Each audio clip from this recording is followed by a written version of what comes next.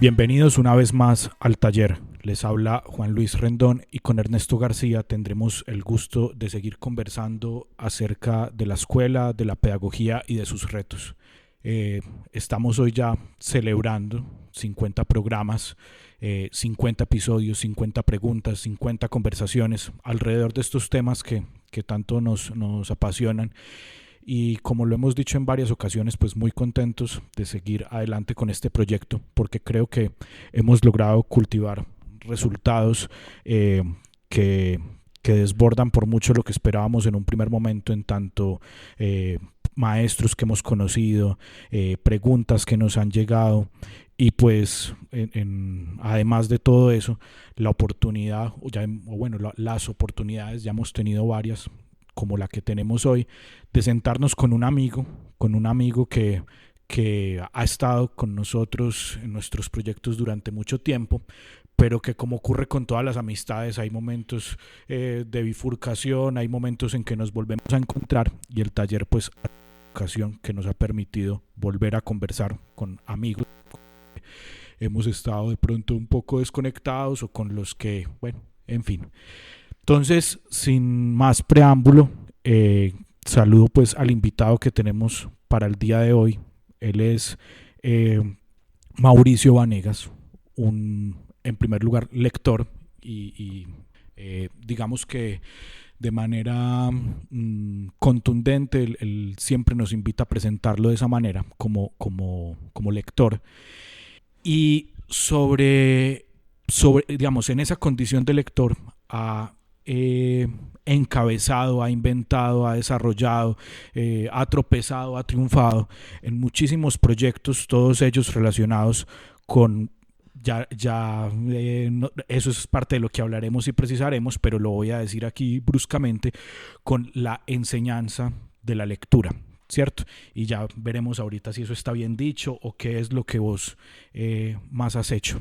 Y esta conversación la quiero enmarcar en un programa que tuvimos ya hace muchos, no me acuerdo en este momento el número, en el que hablamos, le preguntaba yo a Ernesto justamente por eso, por lo difícil que resulta probablemente hoy en día más que en otros tiempos, ¿no? Eso también sería pues materia de conversación, pero lo difícil que es hoy realmente, dudo el verbo, pero digamos, enseñar el amor por la lectura, ¿cierto? Y entonces, más o menos, eso es lo que quiero que conversemos hoy y que sea como el derrotero, pues, de esta sentada alrededor de estas preguntas. Es, ¿por qué es tan difícil enseñar a leer hoy? ¿Cierto? ¿Cuáles son esas dificultades que tiene el maestro concreto? ¿Cierto? No nos vamos, o no es lo que yo más quisiera, que nos pongamos a especular por las condiciones históricas, antropológicas, etcétera, que seguramente habrá que mencionarlas, pero en concreto, ¿qué se encuentra el maestro en el aula cuando quiere enseñar el amor por la lectura? Y bueno, con toda esa experiencia que ya tenés, que debe ir rondando, digo yo, ya 15, 20 años ya, Mauro, en esa tarea, ¿qué le puedes decir al maestro que también tiene ese deseo y esa pasión? Entonces, bienvenidos, adelante Mauro, ¿cómo estás?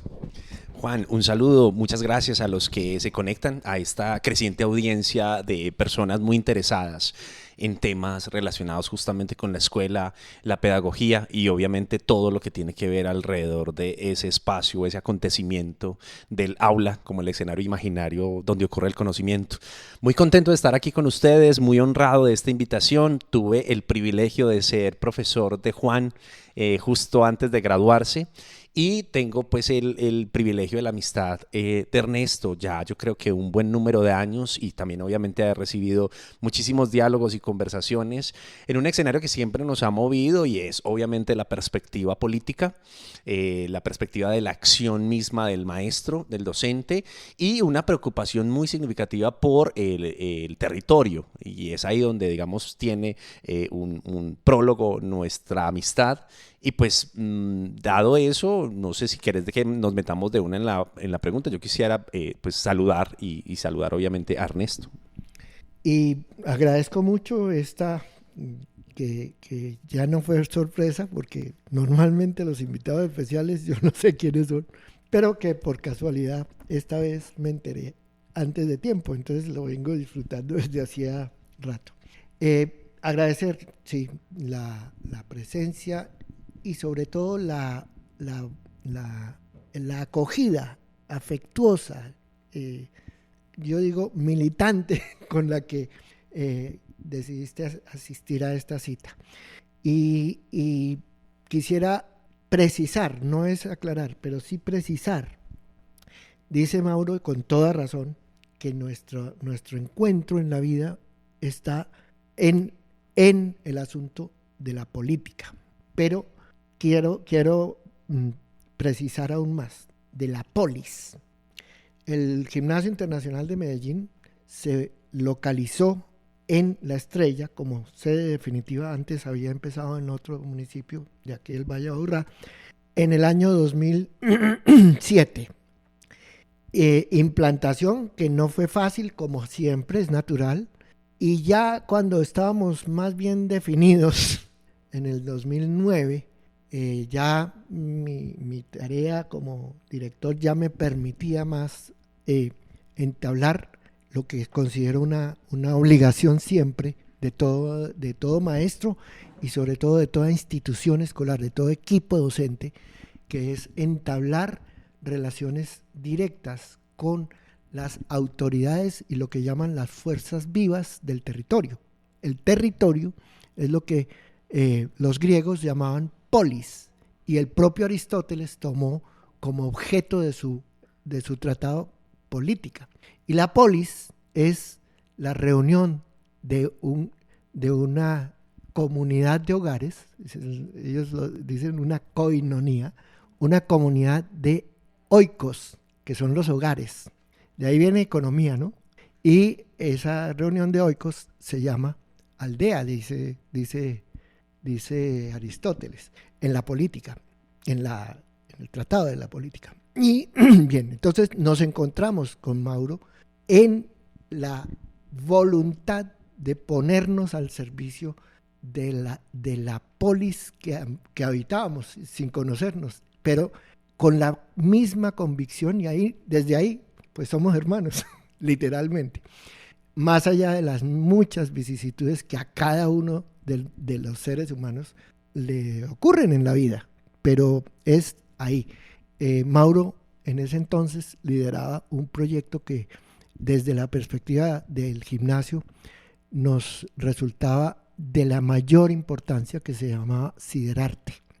Y ese Siderarte era un proyecto, fue un proyecto bellísimo, que era congregar a los artistas locales, casi todos ellos muy jóvenes, pero también con artistas ancestrales que estaban ahí, alrededor de lo que nosotros en el colegio llamábamos la estrella que los jóvenes soñamos.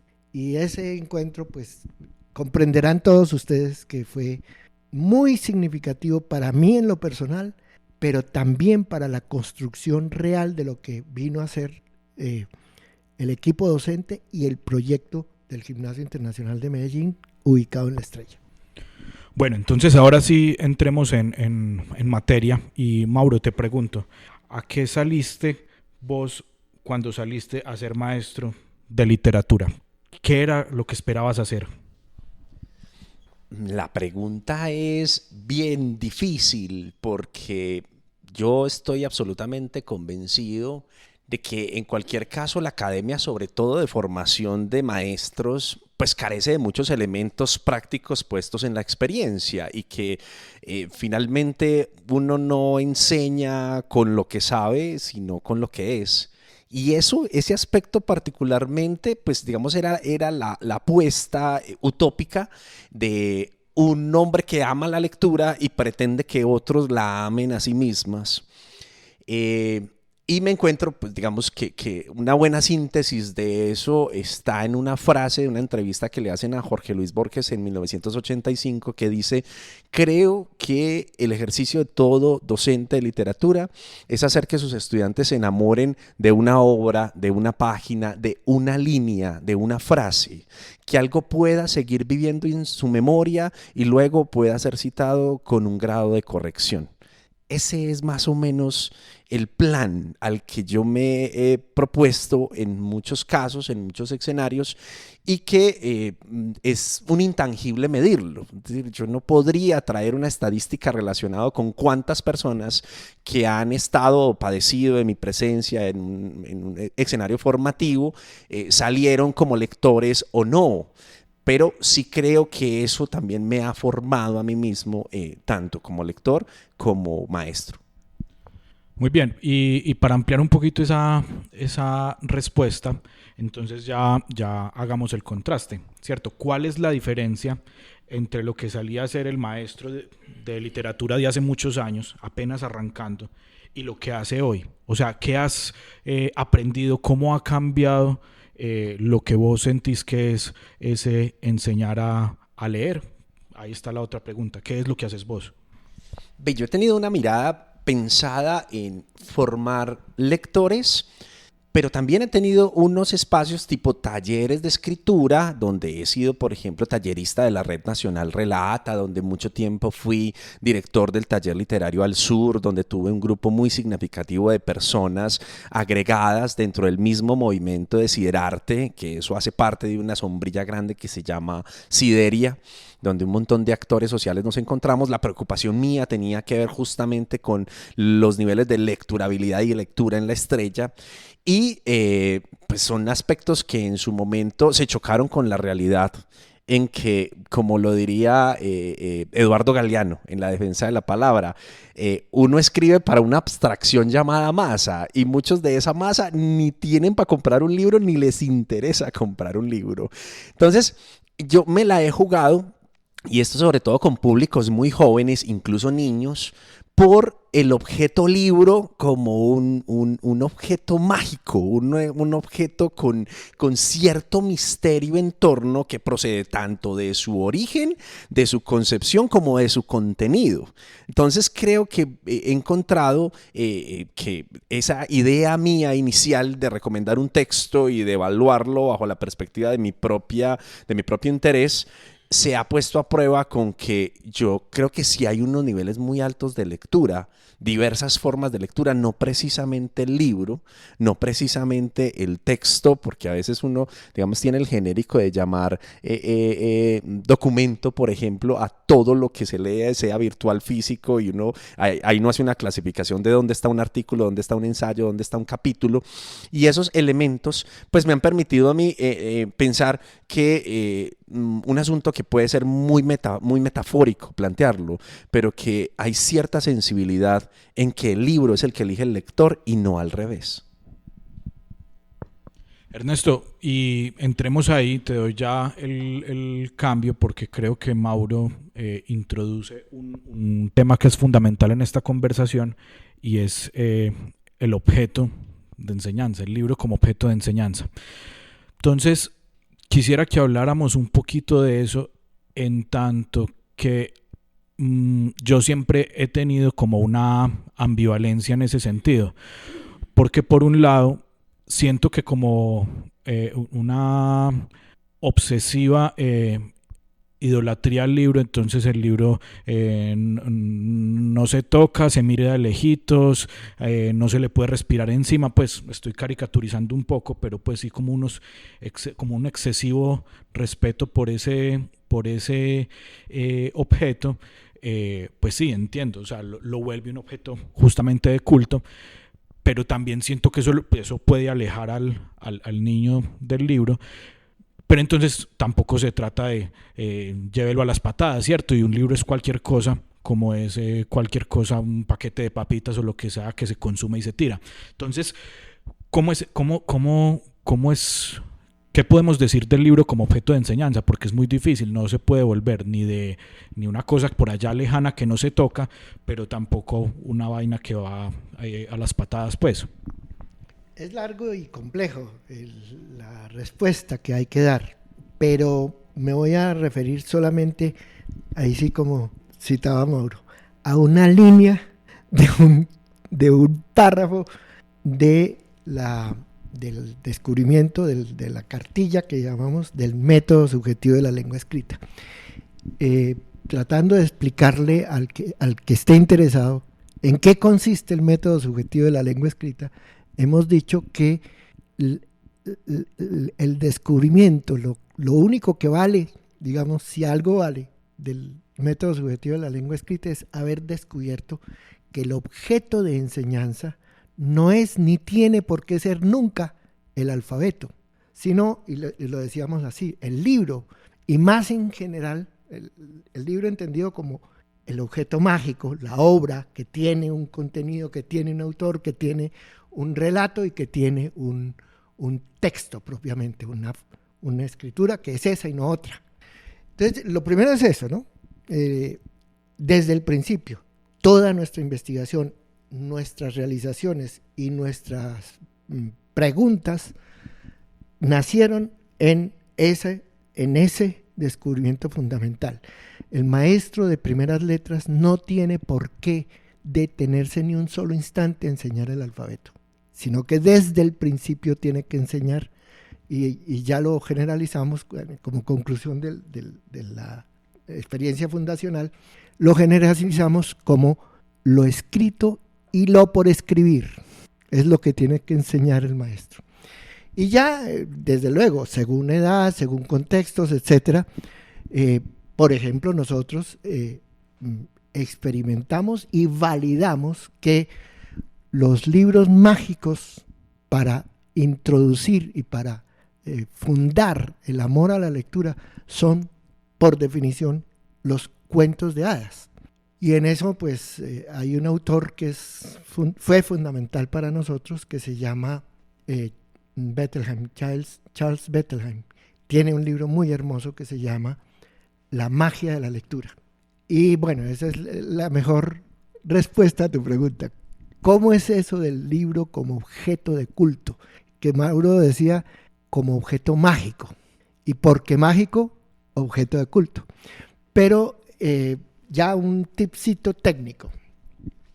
Dicho así, el riesgo es que se convierte en un fetiche, al que hay que rendir, y no me lo toque, y venga, y ¿cómo así que usted lo dejó por ahí de cualquier manera? Sí, eso hay que también enseñarle a rendirle culto al libro, pero no al objeto de papel que llamamos libro, sino al libro como obra que vale la pena contener. Siempre se ha dicho que los libros nunca terminan de escribirse, porque cada lector es una nueva vida para el libro, ¿cierto? Y nosotros en el método subjetivo de la lengua escrita también acuñamos ese principio. Nadie lee lo que está escrito, sino lo que le da la gana. Y ese es el punto crucial, es que ¿por qué ese texto? ¿Por qué? ¿De quién es ese autor, ese texto? ¿Quién es el autor? Pero no simplemente quién es los hermanos Grimm, ¿cierto? Jacob y Wilhelm. No, y ¿qué es lo que es? Hay que enamorar a los niños, sobre todo a los principiantes. Ahora, y entonces tiene sentido lo que dice Mauro. En realidad, la experiencia más maravillosa que un maestro de libros, de lectura, confirma siempre que pasa una primera etapa, es que nunca el lector elige el libro, sino que el libro elige al lector, al buen lector, ¿sí? Porque está toda esa magia de quién, cuándo, con qué contexto se produjo, etcétera. Entonces, el diálogo del lector con el libro tiene una premisa fundamental: las ganas de leerlo. Y esas ganas son las que efectivamente, por unos magnetismos muy maravillosos de la cultura, lo han traído a uno a ese libro. Bien, eso de la lección que el libro hace del lector me recuerda justo pues la experiencia o el momento en el que yo conocí a Mauro, que fue profesor mío de literatura en 10º tal vez, o incluso ya en 11, y la experiencia fue simpática. Yo la recuerdo mucho porque yo en general, era relativamente cansón, intenso en clase, pero además, sobre todo, era descreído de los maestros recién llegados. como decimos aquí, por lo menos en Antioquia y no sé si en todas partes, mi deporte favorito era medirle el aceite a los maestros nuevos, ¿cierto? Y efectivamente en la primera clase que yo tuve con Mauro, supongo que él más o menos se dio cuenta por dónde iba la cosa y me despachó con un libro que era Angosta de Héctor Abad Faciolince y ese libro pues a mí yo salí listo, me lo leo en 2 semanas y en 2 semanas estoy otra vez aquí jodiendo como de costumbre, y ese libro me abrió para ese espacio de lectura un montón, un recorrido de lecturas que fue decisivo en ese momento y que tiene que ver justamente con eso, o sea, lo que despierta, lo que puede despertar un libro cuando se lo encuentra a uno en el momento oportuno. Pero eso no se puede ni predecir, ni anticipar, y yo sé que Mauro no dijo, ve, este personaje tiene cara de que le va a gustar Angosta. No, cierto, eso fue una maravillosa casualidad. Te lo formuló para bajarte los humos. Exactamente. Entonces son unas coincidencias que por lo tanto pienso yo, pues como de hecho lo decía Mauro, si el maestro de literatura, digamos, o de lectura midiera su resultado, midiera su enseñanza por cuántos lectores forma, qué porcentaje de sus alumnos salen siendo lectores, pues no tendría mucho sentido, ¿cierto? No sería una medición muy digamos, veraz de los resultados de esa enseñanza. Pero lo que sí, porque además creo que son pocos, en general son pocos, no es una cosa que pase mucho. O sea, cuando hablábamos en ese otro episodio sobre el tema, Ernesto decía, sí, es una cosa que hay que enseñar, pero es una cosa que en general de hecho no se logra, ¿cierto? Es muy difícil lograr el lector. Y entonces conecto pues como con una de las preguntas que decía que quisiera que conversáramos en este espacio, que es por qué hace difícil hoy en día, o sea, qué es lo que se encuentra el maestro hoy en día, para qué se debe preparar el maestro que va a salir a ser maestro de lectura hoy en día. Yo quisiera agregar al respecto, pues, de lo que estás diciendo, un poco que, digamos, pensar el lector como producto puede ser un error de concepción exacta de una terminación moderna de un proceso. Y eso creo que ha hecho mucho daño tanto a las facultades como a las instituciones. Y aquí pues pienso, por ejemplo, que bueno, yo te recomendé un libro, no fue por salir de ningún tipo de vista, sino que hubo un tema que tocaste que dije, creo que hay un texto que lo asocia y en consecuencia lo que pasó ahí, más que una recomendación, fue una provocación. Porque yo creo que la recomendación en términos de Stanislao Zuleta sería la prohibición misma y en eso siento que hay un error constante y todavía muy vigente del profesor de literatura de llevar un texto a la clase para que todos lean, ¿sí? Y a veces entonces ocurre, por ejemplo, con los clásicos, ¿cierto? Un grupo de chicos, y lo hablo desde la perspectiva personal, que se tienen que leer El Cantar del Mío Cid. El Cantar del Mío Cid en sí mismo ya es un texto que exige unos elementos de contexto medieval específico para poder entender algunos de los elementos, incluso algunas de las frases ahí expuestas. Es decir, no es posible hacer una lectura como lector, y menos como lector incipiente, si no es para sacarlo inmediatamente del texto, ¿sí? Entonces, ese concepto de lector como producto es un error con el que se encuentra hoy el docente de literatura. Pero además voy a agregar un tema que también es un error epistémico de contexto, que tiene que ver con que la lectura, y nosotros en algún grado podemos fortalecer esta perspectiva, es algo así como un privilegio. Entonces, el que lee se siente superior a los demás. El que lee tiene un carácter y unas condiciones distintas a los demás. Y ese concepto de privilegio de la lectura también es un alejamiento.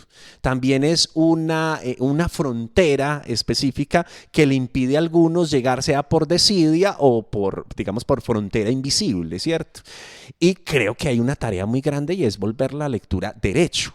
Existe el derecho a la lectura, la posibilidad de ser convocado por una obra, así no la conozca el maestro, así no la identifique el maestro, así no le guste al maestro, pero que pueda responder al momento específico de ese lector, que puede ser un lector incipiente. Mauro, ahí sí me pierdo un poquito. Quisiera que ampliaras esa formulación que estás entendiendo por derecho. ¿A qué te referís cuando propones que la lectura debería ser un derecho? Bueno, a lo que hago referencia es que en buena parte del sistema educativo, Sistema escolar. Gracias por la corrección, Ernesto.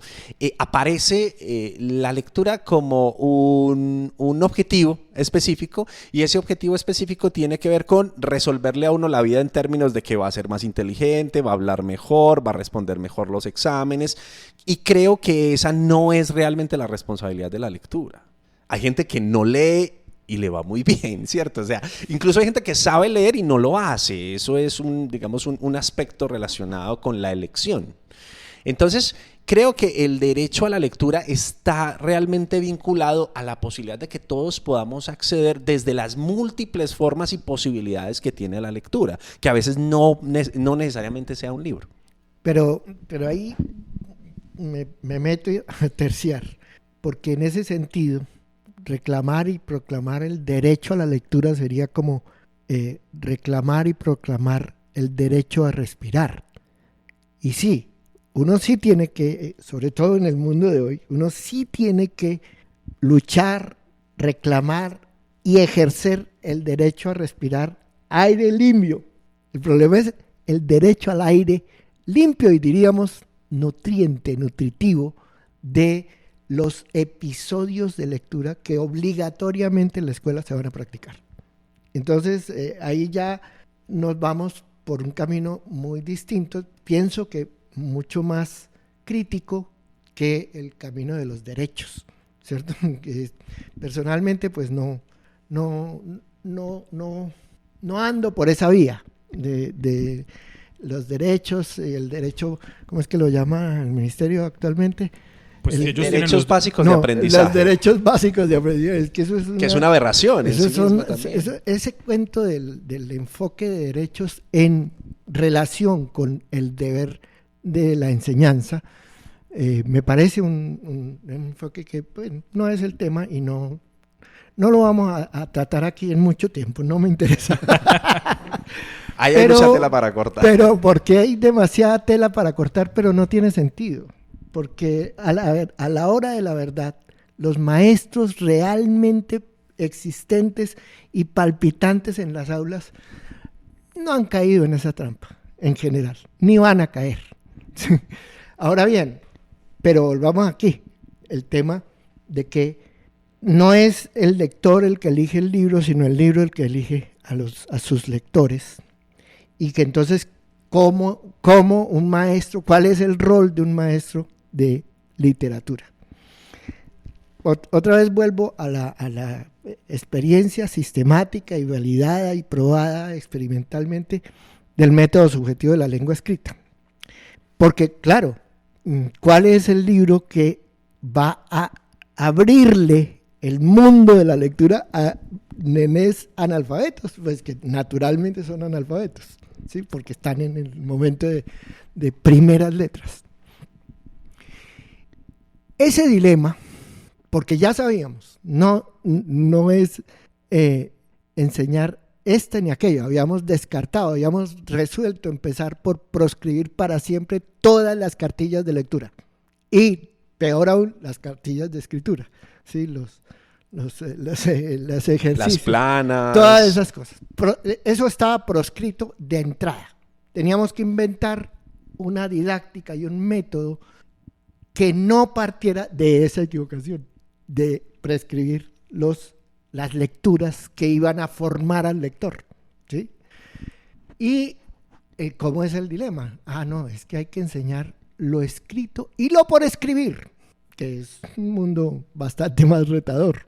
Sí, porque incluso vincula al escritor. Bueno, ese tema de lo por escribir es otro cuento que no sé si el tiempo y el guión que trae Juancho nos va a dar. Pero, no, guión no hay, la limitación sería el tiempo. Vamos a ver cómo nos va. Pero quiero que nos detengamos aquí, porque ese dilema fue uno de los más punzantes de nuestra construcción teórica en ese momento. Lo resolvimos por la definición, el recurso pedagógico, que no didáctico, pedagógico, de una excursión teórica, y es lo que el maestro tiene que enseñar no es ni aquel lector, aquel libro, sino el amor y más aún la pasión por leer. ¿Y eso cómo se hace? Si el maestro él mismo no es apasionado, tacamos burro, no sale nada. Y entonces, ¿qué ocurrió? Los maestros experimentales del método, aquellos que se comprometieron con nosotros a poner en juego y en duda nuestras hipótesis, bueno, sabemos que, o no, sabemos sí por las experiencias fundacionales, por los experimentos iniciales, pero tenemos la teoría de que los libros que dan la entrada a la pasión por la lectura son los cuentos de hadas. Seguramente habrá otros. Por ejemplo, Bettelheim propone que sea el Génesis. Pero eso es una cosa muy hermosa, y yo he hecho experimentos ya a título privado, ya no en circuitos de investigación estructurados. Con el Génesis es un libro enormemente potente, pero de ahí salió lo que luego con Adriana Roldán, la fundadora conmigo del Gimnasio Internacional de Medellín, se convirtió en un espacio mágico para los niños más pequeños de ese colegio, que es la hora de mito, de los experimentos con el Génesis, en niños chiquitos, en niños de primero o segundo. Entonces, bueno, pero volvamos acá. ¿Cómo fue? Entonces, ¿cómo resolvimos el dilema entre una maestra que está formada, enseñada y es experta en enseñar el alfabeto como recurso para leer, como premisa para leer, y una maestra que ya no tiene que enseñar, se le prohíbe enseñar el alfabeto, sino que tiene que centrarse en cautivar a sus bebés para la magia de la lectura? Así lo planteábamos. Y entonces nos inventamos la pieza fundamental del método subjetivo de la lengua escrita, que es la lectura en común. La lectura en común es literalmente un ritual alrededor de la magia del libro que la maestra previamente ha sido cautivada por ese libro, ¿cierto? Entonces nuestras maestras iniciales, las maestras fundadoras y validadoras del método, en principio, si acudieron al experimento que nosotros les proponíamos, es porque ellas mismas ya eran sensibles, cuando no grandes lectoras, pero no habían hecho la conexión entre su pasión lectora y su oficio de enseñar a leer, su oficio de enseñar a amar la lectura, a enseñar la pasión de la lectura. ¿Por qué? Porque estaba interferido por la obligación de A con B suena A, B con A suena A, va, y no se puede poner al revés, entonces es bodas, ¿cierto? Bien, y finalmente, esa figura de la lectura en común es lo que después, ya con muchachos de bachillerato que ya fueron esterilizados en su origen contra la pasión por leer, se ha probado maravillosamente poderosa como expediente de, vamos a decir, reconfiguración del alma de muchachos que crecieron al margen de la lectura. Es lo que llamamos la lectura en común, que es un espacio articulado justamente por la pasión que el maestro quiere transmitir por X libro, y si me apuras, por X frase de X libro y de X autor, ¿no? Ese es el asunto base es de los 30 que tengo en aula para hacer una sesión de lectura en común, 29 nunca van a leer ni a ese autor ni a ese libro. Maravilloso. Pero todos fueron, digámoslo así, marcados por la pasión en vivo, por la experiencia de una real, viva, de una pasión practicada en la capilla, en el templo de la lectura en común. Y si me permites, Ernesto, y qué pena ahí, Juan, porque hay dos aspectos a los lectura que estás en común apelando. es lo que la gente llama lectura en voz alta. Sí, ese aspecto que en cualquier caso también obviamente se convierte también en un arquetipo interno al respecto de qué pasa cuando leo. Voy a poner un ejemplo de algo que yo he hecho en algunos de mis talleres de lectores y de escritores, que implica esto, leer un fragmento y hacerse esta pregunta, que es posible que algunos de nuestros oyentes no se la hayan hecho. ¿Qué voz escucha internamente cuando se lee?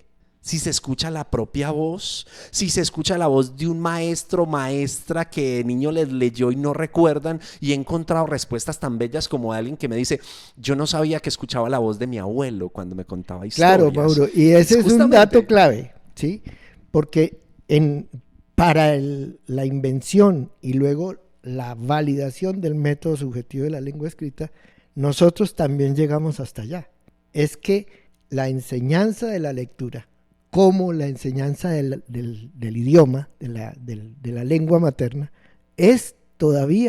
debería ser una función materna. Es la lectura de viva voz que la madre, antes de los 4 años, le regale a sus bebés a la hora de ir a dormir. Ahora bien, y entonces venimos a la pregunta tuya, ¿qué es lo que hace hoy tan difícil la formación de lectores? Bueno, ahí ya empezamos a tener... Ya empezamos a dar respuestas. Si se hay o no voz interna, por ejemplo. Ya no tenemos mamás tan apasionadas y si ni esa tan lectoras ellas mismas. Es de algoritmo, por ejemplo. Y cuando se da, es justamente la posverdad. La esterilización. Es la esterilización. Muy bien, porque yo estaba aquí pensando que a veces los maestros de literatura cometen un error, seguramente pues muy bien intencionados, cuando no se enfrentan a esa experiencia que es esa clase, que es un mar abierto, ¿cierto? Pretendiendo que los alumnos vayan como caballitos cocheros. Claro, un caballito en el mar pues se ahoga, ¿cierto? O directamente no entra, ¿sí? ¿A qué me refiero? Cuando volvemos el libro en una especie de prisión, y voy a decir a qué me refiero con eso, cuando le decimos a un niño pequeño, venga, señáleme en estos 3 párrafos todos los sustantivos con verde, todos los adjetivos de rojo, o cosas por el estilo que suceden mucho, ¿cierto?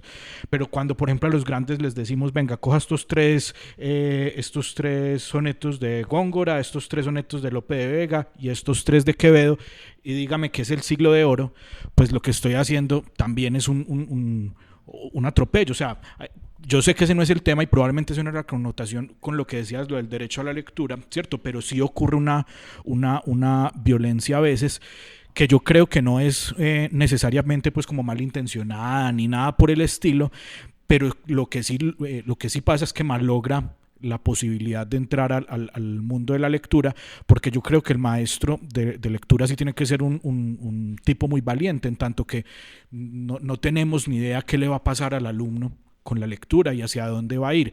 Y yo no había considerado hablar del tema de la lectura en común realmente, pero qué bueno, Ernesto, que lo mencionas, porque yo tengo la sensación de que son dos experiencias muy distintas, la lectura personal y la lectura en común, y no sé si se conectan o van por caminos muy distintos.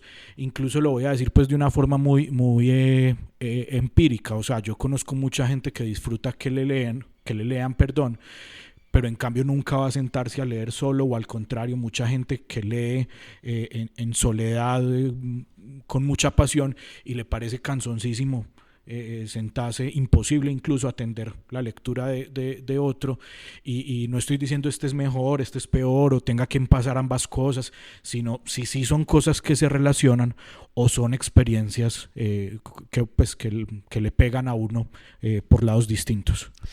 Joseph Brodsky, Premio Nobel de Literatura, en el discurso de aceptación dice una frase que a mi juicio puede ser puesta en duda, pero que la voy a traer justamente como para generar el diálogo al respecto de la pregunta que haces. Él dice, la literatura es un mutuo pacto de soledad, la soledad de quien escribe y la soledad de quien lee, ¿sí?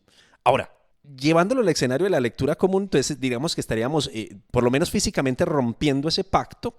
No obstante, sí es muy claro que esa lectura en común sí está ingresando al escenario del alumno de una manera determinada, distinta de la de los demás. Es decir, existe la posibilidad que en una lectura en común un fragmento de los hermanos Grimm sea mucho más determinante para un alumno que para otro, ¿sí? Y en consecuencia lo que recuerden sea, por ejemplo, aspectos de la forma y otros aspectos del contenido y otros aspectos de la sensación. Yo no recuerdo qué leí, pero sí recuerdo qué sentí, que es un aspecto. Entonces, eso podría trasladarnos un poco como, ¿se pueden clasificar los lectores en ese caso?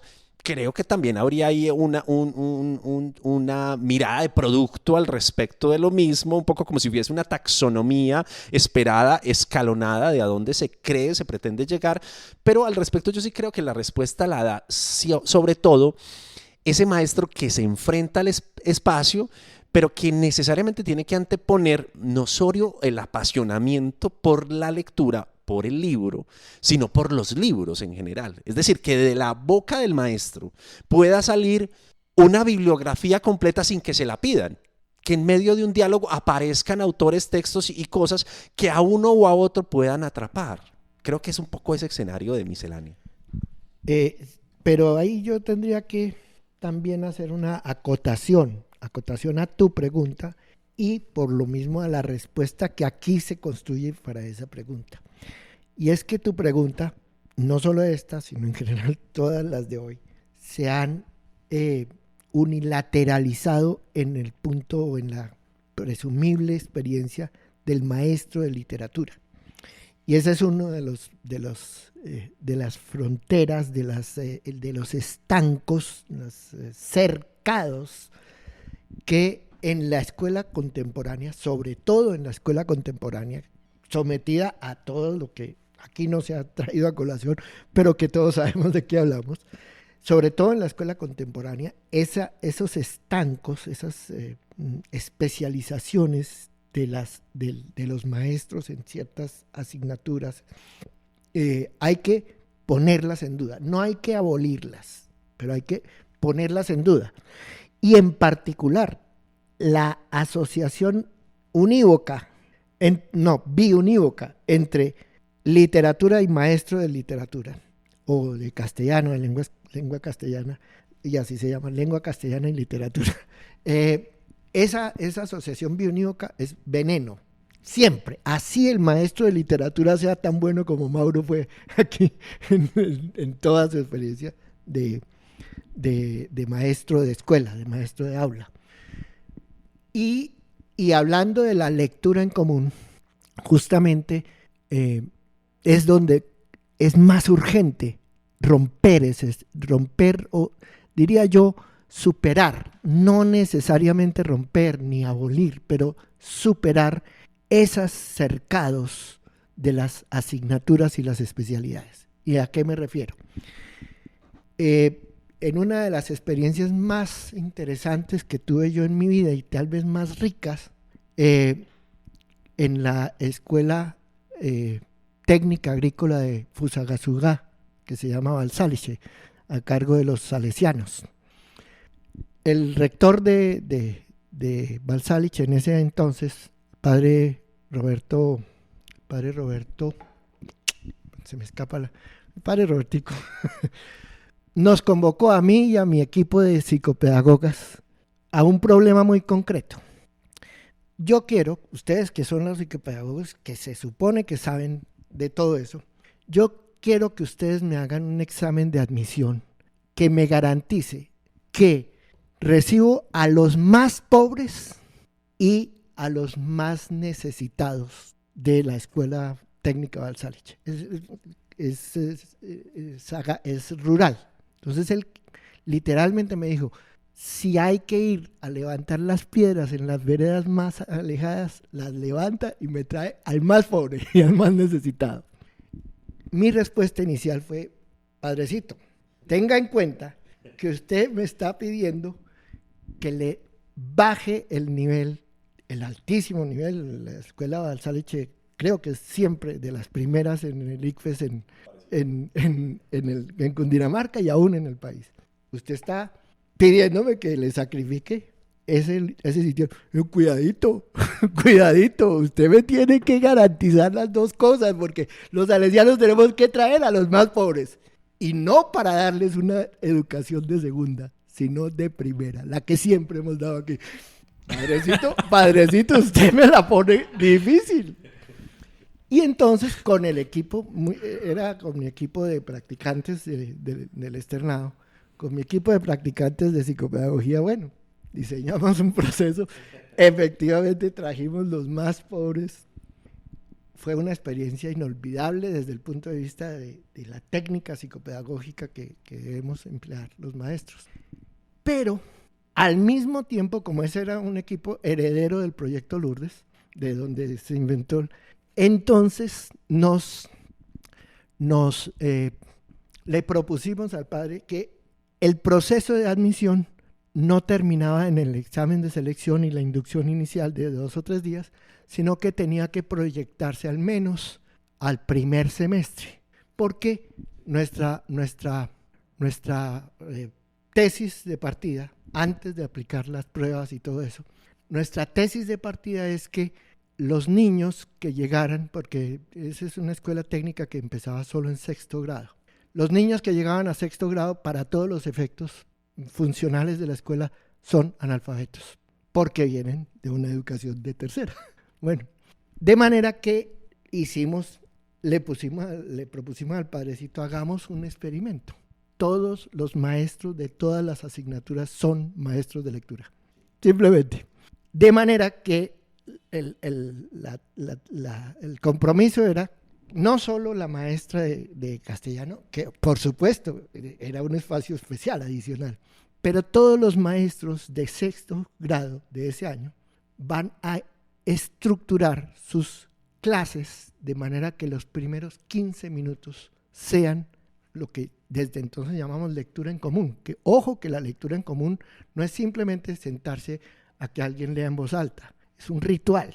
Hay un ritual que es, hay muchos elementos de ritual. ¿Qué es lo que hacen que ese espacio sea mágico y por eso mismo formador de pasiones, de lectores apasionados? Por la magia que la ritualización sea capaz de proveerle. Termina el cuento, nunca se bajó y esos niños al salir bachilleres sé que fueron de los mejores de toda la historia de Balsaliche.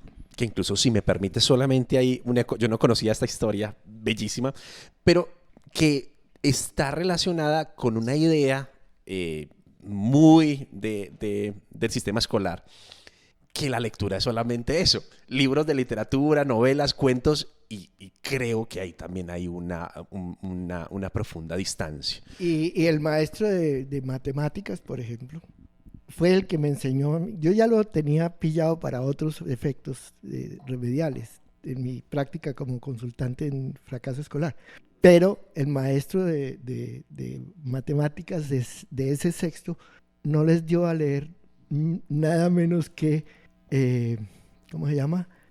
Jalil Gibran. El hombre que calculaba. El hombre que calculaba. Sí. Esos muchachitos, pues literalmente salieron santificados.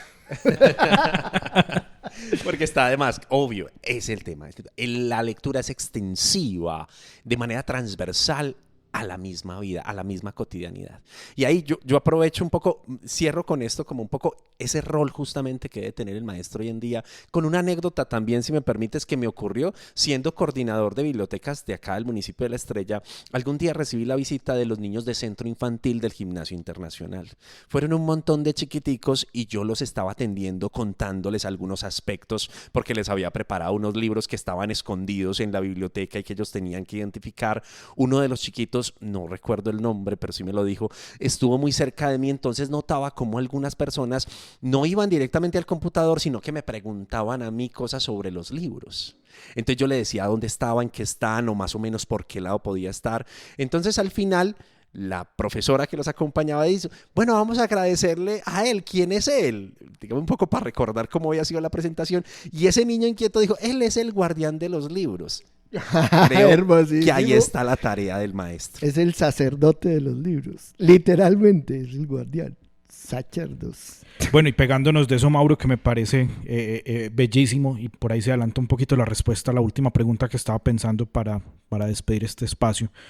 ¿Qué es lo más gratificante de ser maestro de literatura? En un sentido amplio, o sea, no o más bien voy a decir de lectura, no de literatura, no de técnicas, sino de lectura. Para mí algo muy gratificante es la mirada distinta de la que yo tengo sobre una obra, un autor, un texto. Cuando yo encuentro que algo que para mí puede ser desechado y encuentro en la palabra de otro que se convirtió en lector, algo que yo no conocía sobre la misma obra, eso a mí me parece un aprendizaje, porque ahí sí se produce en la lectura una relación de pares. Ya no es solamente la condición del maestro, sino que el lector a su vez se convierte en un par de diálogo y de discusión sobre una obra. Muy bien. Bueno, para despedir este espacio, yo quisiera, o sea, yo este espacio me lo soñaba por muchas razones, porque pues el tema o la pregunta, es decir, voy a decir, yo también me considero un lector, ¿cierto? Y entonces la pregunta es muy difícil responderse. ¿Yo cómo aprendí a leer? ¿Sí? Y porque a veces dejo de ser lector, por ejemplo, porque tengo épocas en las que dejo de ser lector, por ejemplo, todo eso, visto en mi experiencia escolar, me hacía muy interesante esta pregunta, porque para mí es muy, muy apasionante una vocación tan maravillosa como enseñar a leer, porque el maestro de lectura en general parte de un supuesto que muchos maestros se demoran mucho para descubrir, y es que nada de lo que uno enseña sirve para nada, ¿cierto? Que justamente por eso estamos en la escuela. Entonces, pensando en este espacio, lo único que preparé fue como un corolario, voy a decir, de Unamuno, que a mí me gusta mucho pues la forma como Unamuno dice las cosas, que seguramente, no, estoy seguro de que está muy alineado con algo que también podríamos encontrar en Herbart, y que yo creo que pues me voy a atrever a decir que es una cosa que los maestros de lectura siempre, pues los maestros en general, pero los maestros de lectura siempre deberían pues como tener en su corazón cada vez que pisen el aula donde le van a presentar a los alumnos ese objeto mágico que es el libro. Y dice Unamuno que todas las observaciones, principios, recomendaciones sobre pedagogía se apoyan sobre el principio único de la libertad, ¿cierto? Si volvemos el libro, cualquiera que sea el libro, en un manual, nos estamos alejando de la vocación inicial del maestro, digo yo. Con eso quería, al menos por mi parte, cerrar este espacio. No sé si Mauro y Ernesto son capaces de decir algo en 20 segundos. Yo tengo mis dudas, pero si lo quieren intentar. Ni por Mauro ni por mí. Seré breve, gracias. Muchas gracias a todos, y a ti, Juan Luis, en particular, primero por haber concebido y materializado este bello encuentro entre Mauricio y yo, que siendo como somos, hermanos en los ideales y hermanos en las raíces ideológicas, cada uno tiene su gustito para tomarse el licorcito. Mauro, ¿algo para despedir el espacio? No, yo solamente quería, pues, en esa última pregunta tocabas un tema que yo he expresado en un ensayo que creo que se puede conseguir por ahí por internet, que se llama La lectura como poder sobrenatural. Y un poco la metáfora bajo que la lectura es realmente un poder de esa externalización de la memoria, según Leroy Goodman, que nosotros tenemos, y que es realmente extraño para mí que haya gente que no haga uso de ese poder. Recomende que ahí en el sitio web del instituto está la magia de la lectura, ¿o no? No, ese no lo tenemos ahí, pero Debe ya nos comprometió. En los próximos días lo subimos, disponibilizamos lo y ponemos disponible, porque es un ensayo realmente muy bello en la línea de lo que está planteando Mauro. muy bien, como es usual en las buenas conversaciones, se le olvidan a uno los compromisos y en ningún momento les recordé a los oyentes a dejar el me gusta, a suscribirse y a compartir sobre todo. Esperemos que si de pronto nos acompañaron a este momento tengan ese gesto con nosotros, que como hemos dicho, sobre todo es una recomendación para otras personas interesadas en estos temas y bueno, también reitero lo feliz que estoy de poder estar ya en 50 ocasiones sentados alrededor de esta mesa conversando, y los esperamos el próximo martes con una nueva pregunta para labrar.